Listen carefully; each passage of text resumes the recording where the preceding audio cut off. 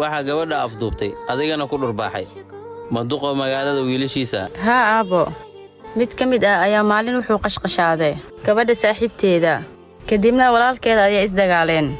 oo ku baryaa aabo dadkaas waa dad naxariis daran gabadhaas waxaan ka baqayaa inay dilaan ee wax ka qaba arrintaas magacyadooda ma haysaa ii kaadi halo taliyaha guud ee saldhigga dhexe Soomaan haa waa asaga waxa kula hadlay waa maamulaha isbitaalka waxa nala keenay gabar suxun loo jir dilay marka kaala kiiskan la wareeg gabadha meed miyaa mise way nooshahay gabadha waa meed filita badan ayaa ka muuqata noo imow okay anaa imaanay gabadhaydii waxaad ka baqaysay ayaa dhacay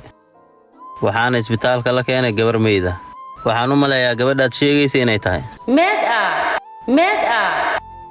ah gabadhaydii wixii aan ka baqaaya ayaa dhacay cabsidaa sheegaysa maxay tahay afduub ayaa isku ogeen laakiin arrinta dhimasho ayaa isku beddeshay maxaan sameynaa maxaa ka micno ah annaga walaasheena farxaddeeda ayaa muhiim noo ah wixii dhimanayaa dhintaan walaasheena farxaddeeda waa meel laakiin haddii arrintan la ogaado aabbeena sharaftiisa maxaa u dambayn doono cabsida iska dhaaf arrintan inaan annaga samaynay cid og miyaa jirto haa waayo markaan soo afduubayna gabar ayaa la socotay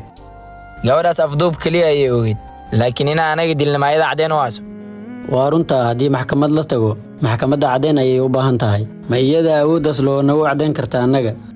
war aniga meeshaan ka hadlaayo ma fahmaysaan aniga waxaan diidanahay in aabbaheena sharafxumo ay soo gaarto sababtoo ah hal qof ayaa dembi geystay waa la xallin karaa laakiin saddexdaada wiil ayaa dhib geystay weliba gabar ayay dileen hadduu maqlo xaaladdiisu sidee noqonaysaa hadday sidaa tahay gabadha kalena waa dilaynaa waad saxan tahay waa ra'yi